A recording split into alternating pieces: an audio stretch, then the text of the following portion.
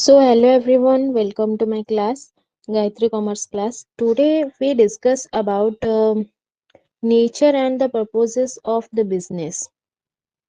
क्या नेचर है और क्या पर्पसेस है उसके बारे में जानेंगे हम। और this is the first lecture है बिजनेस स्टडीज का स्टैंडर्ड 11। तो अभी मेरे को क्या है कि रिक्वेस्ट आते थे टेलीग्राम पे और व्हाट्सएप पे कि मैम 11th स्टैंडर्ड का भी बीएस सब्जेक्ट का प्लीज नोट्स और PDF recorded class live class बनाइएगा। तो मैं फिलहाल उसका स्टार्ट की हूँ। और ये जो है मेरे पास सीएचएस बोर्ड का है और सीबीएसई बोर्ड का भी है, बट उसमें इन दोनों के जो सिलेबसेस है मैक्सिमम सेम रहते हैं। और ये मेरे जो है यूट्यूब में आपको मिल जाएगा प्लेलिस्ट में बिजनेस स्टडीज का, तो आप जा करके चेकआउट कर सकते हो, देख सकते हो। अगर आपको मेरे से कांटेक्ट करना हो तो प्लीज व्हाट्सएप नंबर पे मैं आपको सेंड कर दूंगी मेरा व्हाट्सएप नंबर डिस्क्रिप्शन बॉक्स में। आप प्लीज वहां से मेरे से कांटेक्ट कर सकते हो और क्लास प्रोवाइड किया जाएगा। उसके दौरान आप मेरे से कनेक्ट रह सकते हो। चलो ज्यादा टाइम वेस्ट नहीं करके हम हमारा क्लास स्टार्ट करते हैं बिजनेस स्टडीज का फर्स्ट चैप्टर, और ये फर्स्ट पार्ट है। पहले पार्ट में हम देखते हैं सीएचएस कोर्स, सीएचएस बोर्ड का है उड़ीसा का। देखिएगा जो भी 11th और 12th का जो भी टॉपिक रहते हैं ना मैक्सिमम सिमिलर ही होता है, बट थोड़ा सा अलग डिफरेंट रहता है, ज्यादा डिफरेंट नहीं होता है, थोड़ा थोड़ा डिफरेंट होता है। और कहीं पे भी दोस्तों कुछ भी डाउट हो तो प्लीज मुझे कमेंट कीजिएगा, बताइएगा, ताकि मैं आपको अच्छे से और अच्छे कंटेंट दे सकूं और प्रोवाइड कर सकूं पढ़ाई के रिलेटेड, एग्जाम प्रिपरेशन के रिलेटेड। तो हम पहले देखते हैं ह्यूमन नीड्स। ह्यूमन नीड्स को क्या क्या चाहिए। हमारे ह्यूमन नीड्स किससे फुलफिल होता है। पहला है फ्रूट, फूड, क्लोथ और शेल्टर। अच्छा खाना, सही तरीके से खाना खाएंगे तभी हम अच्छे से रह पाएंगे। हेल्थ और अच्छे कपड़े पहनना और अच्छे मकान में रहना, ये जो है हमारे ह्यूमन नीड्स होता है। रोटी कपड़ा मकान, रोटी कपड़ा मकान, ये तीन जो है ह्यूमन नीड्स है। और उस ह्यूमन नीड्स को फुलफिल करने के लिए ह्यूमन क्या वर्क करता है। ह्यूमन नीड्स को फुलफिल करने के लिए ह्यूमन एक्टिविटीज करता है। उसका एक्टिविटीज क्या है, दो तरीके का होता है। इकोनॉमिक एक्टिविटीज होता है और एक नॉन इकोनॉमिक एक्टिविटीज होता है। इकोनॉमिक एक्टिविटीज में क्या होता है, अर्निंग मनी, मनी अर्न करना, ठीक है, अर्निंग मनी। और नॉन इकोनॉमिक एक्टिविटीज क्या होता है, विदाउट मनी सेल्फ सेटिस्फेक्शन मिलता है, ठीक है। इसमें कुछ मनी पैसा नहीं मिलता बट सेटिस्फेक्शन मिलता है। Then we can see meaning of economic activities. Economic activities का मीनिंग क्या है, which are undertaken to earn money और लिविंग। यहाँ पे मनी रिलेटेड जो भी हम पैसा लेते हैं, अर्निंग करते हैं फॉर लिविंग, सही तरीके से रहने के लिए हम जो भी एक्टिविटीज करते हैं वो मनी रिलेटेड ही होता है, उसे इकोनॉमिक एक्टिविटीज कहा जाता है। अच्छा, यहाँ पे थोड़ा एग्जाम्पल बताया गया है इकोनॉमिक एक्टिविटीज का। Economic activity refer to those activities which are undertaken to earn money or living. For the example, यहाँ पे एग्जाम्पल दिए गए हैं, वो भी हम देख लेते हैं। पहला एग्जाम्पल देखिएगा, यहाँ पे क्या है, a worker working in A factory. Worker क्या है, फैक्ट्री के अंदर काम करता है। जो काम जो वर्कर्स होता है वो फैक्ट्री में काम करता है ताकि उसे कुछ पैसा मिल सके। A farmer attending to agriculture work, farmer जो है एग्रीकल्चरल वर्क के लिए ही काम करता है।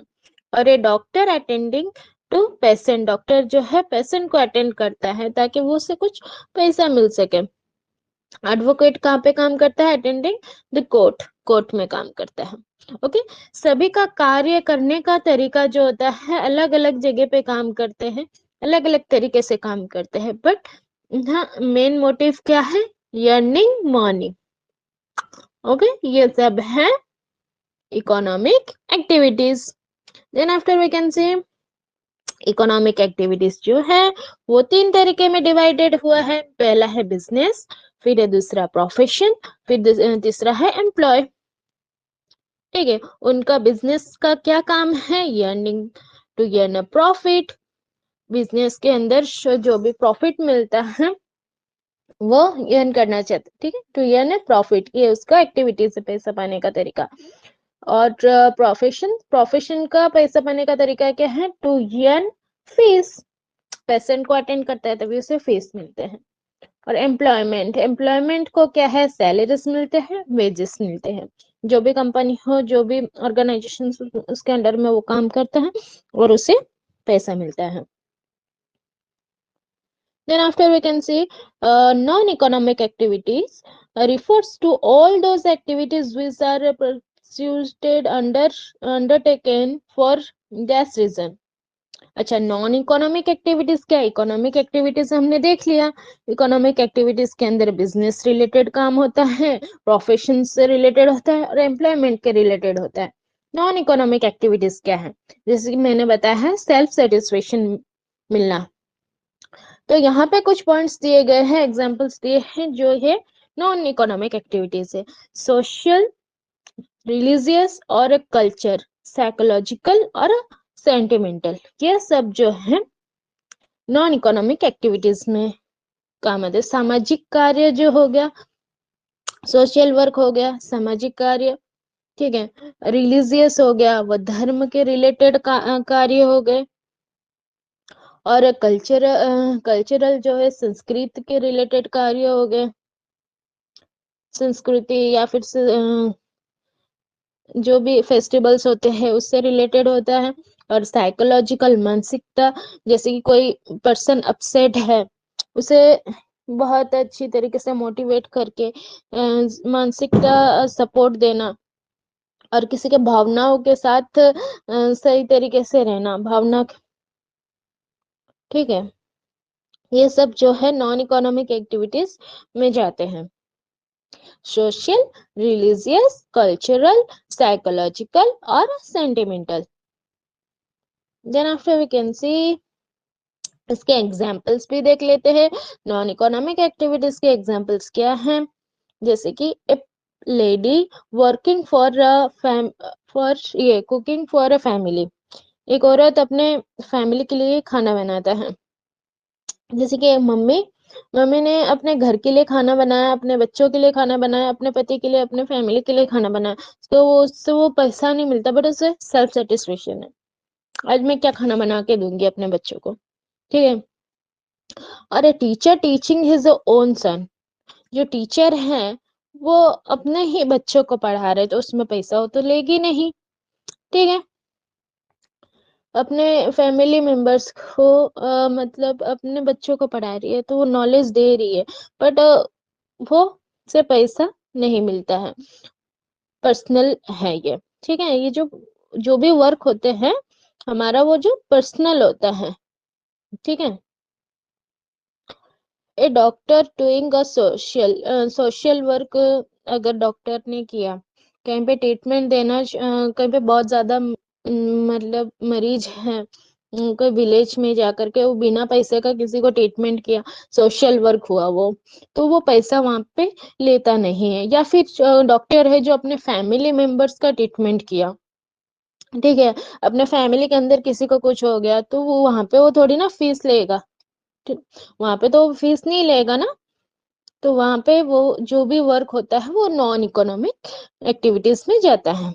वर्किंग विथ एनजीओ, एनजीओ में जो भी काम किए जाते हैं वो नॉन इकोनॉमिक एक्टिविटीज में जाता है।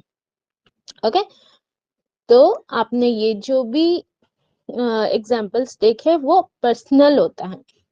मामा जो है, मम्मी जो है, बीवी जो है अपने फैमिली के लिए खाना बना रहा है तो वहां पे वो पैसा नहीं लेती है। टीचर जो है अपने बच्चों को पढ़ा रहा है तो वहां पे वो पैसा नहीं लेती है। डॉक्टर जो है सोशल सर्विस दे रहा है और वो ट्रीटमेंट अपने फैमिली को ट्रीटमेंट करता है या फिर सोशल वर्क या सोशल सर्विस देता है तो वहां पे वो पैसा नहीं लेता। और वर्किंग विथ एनजीओ, एनजीओ में काम करवाना।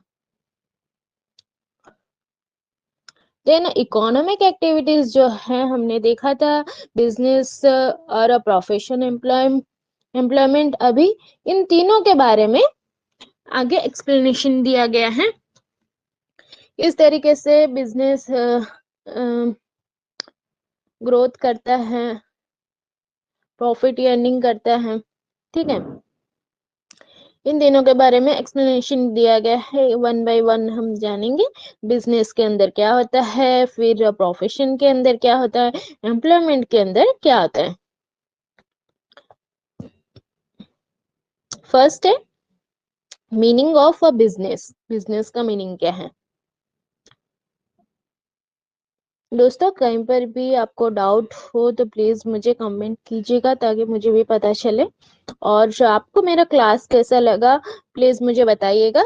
और अगर आप मेरे चैनल में नए हो तो प्लीज सब्सक्राइब कीजिएगा और मेरा टेलीग्राम ग्रुप में भी ज्वाइन करने का, और टीच मीट ऐप में भी मेरा है जो आप कनेक्ट करना चाहते हो तो कनेक्ट हो सकते हो।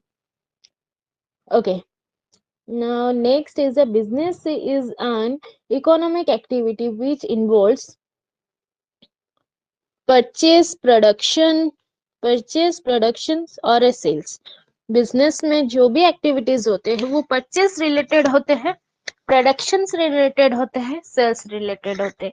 फिर the object of a work, ये ऑफ अर्निंग प्रॉफिट से द्वारा क्या होता है हमारा प्रॉफिट अर्न करते हैं या फिर प्रॉफिटेबिलिटी हमारे बिजनेस में होता है। देखो यहाँ पे जो है प्रोडक्शन जो है मार्केट में जाता है, ये क्या हुआ, परचेस हुआ। गुड्स और सर्विसेज ट्रांसपोर्ट होकर के एक जगह से दूसरी जगह पे जाता है। और जो है परचेस, जिसको जो सामान चाहिए वो परचेस करते हैं। फिर यहाँ पे उस चीज को, रॉ मटेरियल्स को सही तरीके से टेक्नोलॉजी के द्वारा बनाया जाता है, उसे क्या कहते हैं हम प्रोडक्शन कहते हैं।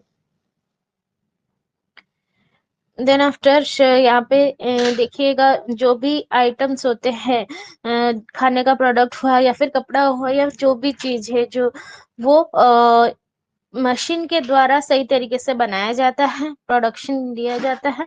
फिर स्टोर में दिए जाते हैं, दुकानों में दिया जाता है, वहां पे क्या होता है सेल होता है। लोग आकर के लेके जाते हैं बड़े बड़े मार्केट में, बड़े बड़े ये बिग मार्केट हुआ, स्मार्ट मार्केट हुआ, वहां से जो भी सामान जरूरत होता है वहां पे लोग लेने के लिए जाते हैं और वहां पे सेल इंक्रीज होता है। तो इसके द्वारा क्या होता है हमारा प्रॉफिट इंक्रीज होता है। फर्स्ट देखिएगा बिजनेस में परचेस किया जाता है, प्रोडक्शन बनाया जाता है, फिर क्या है प्रोडक्शन होने के बाद उसे सेल किया जाता है। This is the method of किसका, business. This is the method of a business. First we can purchase, then second is production, third is sale. Which is an economic activities which involves purchase, productions or sales with the objects of earning profit. Okay. तो दोस्तों फिलहाल हम जानेंगे meaning of profession. क्या है meaning of a profession? ठीक है, 1 minute.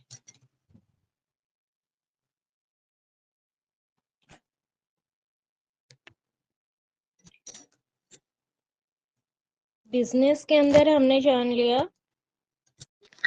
Business के अंदर हमने जाना कि पहले क्या आता है, परचेस आता है, फिर प्रोडक्शन आता है, फिर सेल्स आते हैं। अब हम प्रोफेशन से रिलेटेड हम जानेंगे उसमें क्या होता है।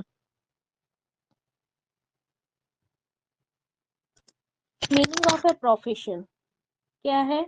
मीनिंग ऑफ ए प्रोफेशन का,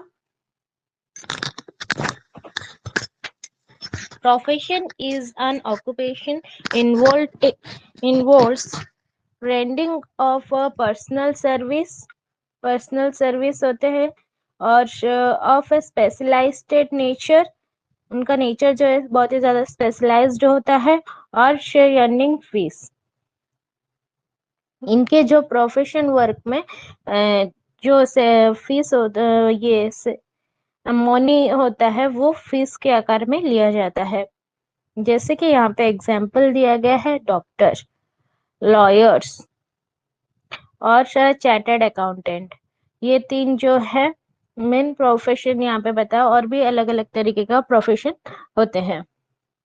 जो प्रोफेशन और उनका काम जो होता है बहुत ही ज्यादा स्पेशलाइज्ड वे में कार्य करते हैं। ठीक है, यहाँ पे अगर तुम्हें शॉर्टकट में लिखना हो, profession is an occupation involves, occupation कौन से ऑक्यूपेशन में जाता है, रेंडरिंग ऑफ पर्सनल सर्विस और of a specialised nature for earning fee. Okay, characteristics of a profession, profession का कैरेक्टरिस्टिक्स क्या आता है? स्पेशलाइज्ड नॉलेज एंड ट्रेनिंग, जैसे कि जो भी डॉक्टर हो या लॉयर हो, चार्टर्ड अकाउंटेंट, वो स्पेशलाइज्ड उसी के ऊपर ही नॉलेज गेन करते हैं और वो ट्रेनिंग लेते हैं। ठीक है, कंपल्सरी मेंबरशिप, कंपल्सरी मेंबरशिप होता है, compulsory membership of a body, code of conduct और प्रोफेशनल फीस, जो भी कार्य करते हैं उसका प्रोफेशनल फीस लेते हैं, पैसा लेते हैं। और professional can not advertise, personal ये जो प्रोफेशनल जो वर्क करते हैं वो एडवर्टाइजमेंट ज्यादा नहीं करते। ठीक है, उनका काम ही ऐसा है कि उनके पास लोग आते ही है एनी हाउ, और उन्हें पहले उसके बारे में नॉलेज गेन करते हैं, फिर ट्रेनिंग लेते हैं, फिर जो भी कार्य करते हैं उसका मेंबरशिप होते हैं, फिर उनको कोड ऑफ कॉन्डक्ट, मतलब जैसे कि कोई डॉक्टर बना तो उसके नेम से पहले उसका डॉक्टर लग गया, एडवोकेट बना तो एडवोकेट लग गया, अगर वो चार्टर्ड अकाउंटेंट बना तो सीए लग गया। ठीक है, इस तरीके से तो उसे कौन मतलब नाम दिया जाता है कोड ऑफ कंडक्ट।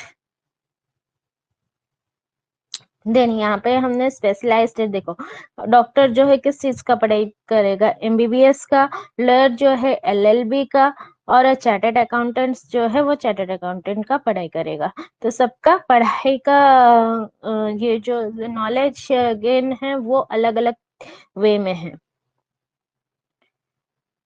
यहाँ पे एवरी प्रोफेशन से have specialised knowledge and training, पहले जो बताया था, for entering that profession one must have their professional degree in मतलब उनको चाहिए होता है, बिना प्रोफेशनल डिग्री के वो उनको उसमें कार्य नहीं कर सकते, और उनको प्रॉपर वे में ट्रेनिंग चाहिए ताकि वो पर्टिकुलर प्रोफेशन वो बन सके, प्रोफेसर बन सके। जो भी काम करते हैं उसके रिलेटेड उनको नॉलेज गेन करना पड़ता है, फिर ट्रेनिंग लेना पड़ता है, और ट्रेनिंग लेने के बाद वो एंट्री करते हैं पर्टिकुलर प्रोफेशन में। जैसे कि एमबीबीएस के बाद तो उन्होंने ट्रेनिंग लिया, इंटर्नशिप दिया, और बाद में जाकर के उन्हें पर्टिकुलर डॉक्टर के ये में पोस्ट मिल जाता है। फिर एडवोकेट हुए, कोर्ट के कार्य में उनको भी ट्रेनिंग दिया जाता है पहले, फिर कोर्ट में एंट्री होती है उनकी। और चार्टर्ड अकाउंटेंट जो है वही चीज का एग्जाम देते हैं, बहुत सारे एग्जाम्स आते हैं, चार्टर्ड अकाउंटेंट का एग्जाम देने के बाद, क्वालिफाइड होने के बाद ही वो एंट्री कर सकते हैं। Then after how to become doctor, doctor कैसे बनते हैं? ओके, डॉक्टर बनने के लिए क्या चाहिए? Complete your senior secondary education, secondary education complete होना चाहिए। Appear for MBBS entrance exam, MBBS जो एंट्रेंस एग्जाम है उसको क्वालिफाइड करना चाहिए। और complete your MBBS specialised knowledge उनका गेन हो गया। फिर कंप्लीट एन इंटर्नशिप, ये बताया था, ट्रेनिंग लिया जाता है। फिर register with the Indian medical register, Indian medical register में उनका नाम लिखा जाता है। Now you can practise as a doctor, फिर वो डॉक्टर बनते हैं। ठीक है, ये जो है सभी जिससे वो कंप्लीट होने के बाद ही जा करके डॉक्टर बनते हैं। यानी compulsory membership of a body किसे कैसे कहते हैं? Different persons have their own professional bodies, अलग अलग प्रोफेशनल बॉडीज होता है। Prescribes qualifications for acquiring membership, qualification होना चाहिए मेंबरशिप में ज्वाइन होने के लिए। और regulate the working of professional, जो भी कार्य करते हैं उसे प्रोफेशनली वे में सही तरीके से करना चाहिए। चलो यहाँ पे उनका जो है जैसे कि डॉक्टर है वो किस चीज से कंप्लीट करेगा? मेडिकल काउंसिल्स ऑफ इंडिया से कंप्लीट करेंगे। लॉयर जो है अपना पढ़ाई जो है बार काउंसिल ऑफ इंडिया से कंप्लीट करेंगे। और चार्टर्ड अकाउंटेंट जो है institutes of chartered accountants of India से कंप्लीट करेंगे। ओके,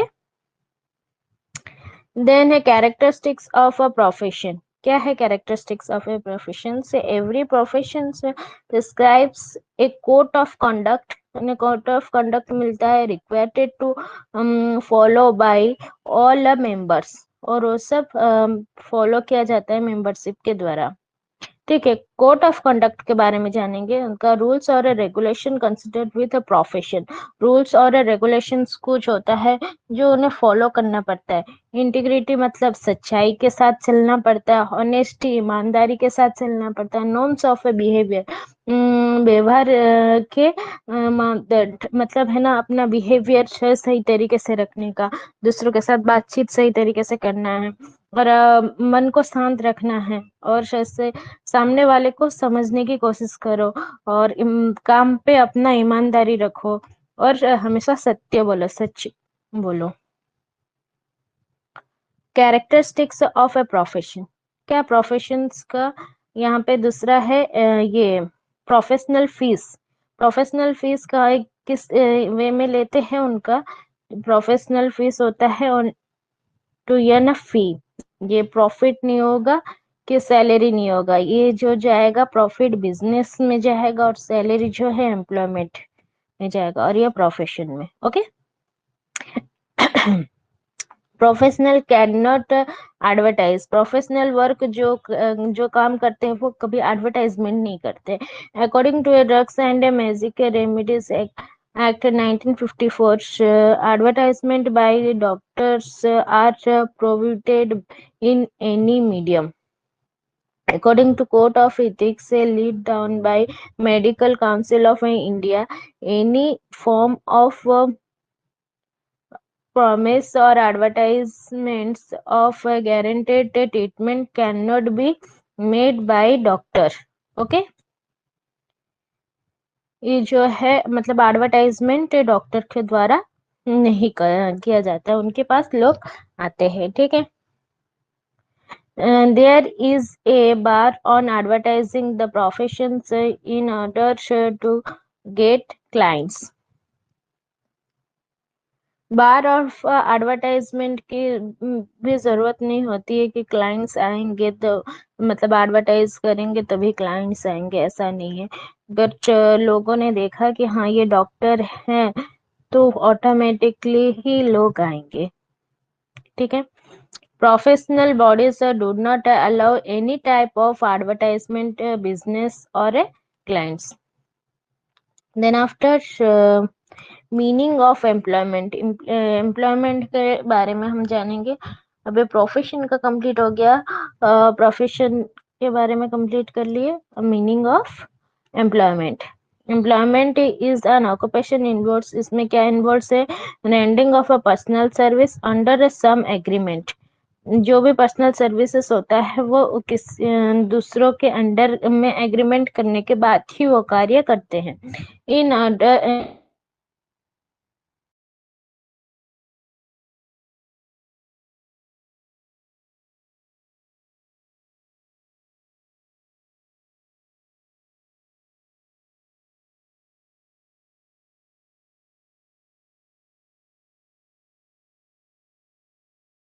एम्प्लॉयर कहते हैं।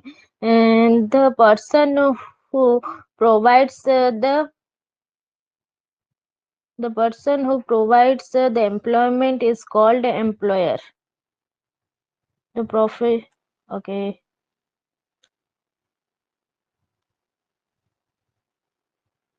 The person who provides the employment is called employer. जो भी employment provide करता है उसे employer कहा जाता है। और जो employer के अंडर काम करते हैं उसे employee कहा जाता है। The person who offers to employ employment is called as employee. मतलब जो मतलब एम्प्लॉयर का ये क्या कहते हैं ऑफर एक्सेप्ट करता है उसे एम्प्लॉय कहा जाता है।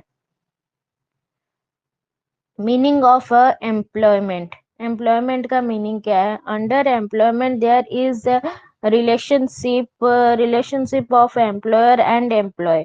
दोनों के बीच में रिलेशनशिप होता है एम्प्लॉय और क्या होता है एम्प्लॉयर और एम्प्लॉय के बीच में। ठीक है।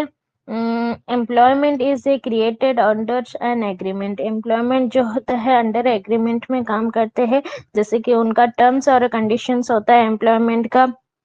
नेचर ऑफ वर्क, कौन से चीज वो करेंगे उसी के ऊपर से ही उनको काम दिया जाता है। और रिम्यूरेशंस। ओके, ये तीन होता है एग्रीमेंट वे एम्प्लॉयमेंट का। यहाँ तक समझ में आ गया आपको? तो और इनको क्या मिलता है? सैलरीज और वेजेस मिलते हैं। सैलरी और वेजेस मिलते हैं एम्प्लॉयमेंट को, एम्प्लॉय जो होते हैं। ओके, तो आज का चैप्टर इतना ही। और ये फर्स्ट लेक्चर था बिजनेस स्टडीज का। बिजनेस स्टडीज का फर्स्ट लेक्चर था। ओके, आगे हम देखेंगे दूसरा चैप्टर्स देख सकते हैं। और 1 बाय 1 इसका भी क्लास चलेगा, तो आपको ज्वाइन करना है। CHS क्लास है। और प्लीज लाइक शेयर और कमेंट इन माय क्लास। अगर आपको कहीं पर भी डाउट हो तो फिर से आप मुझे बता सकते हो। यूट्यूब चैनल में कनेक्ट करने की कोशिश कीजिएगा। और टेलीग्राम भी है। और व्हाट्सएप में भी आप कांटेक्ट कर सकते हो। ठीक है। और मेरा जो क्लासेस का नाम है गायत्री कॉमर्स क्लास। आप इंटरनेट में भी सर्च कर सकते हो और उसमें भी आप कनेक्ट हो सकते हो मेरे साथ। Okay, thank you all of you, take care.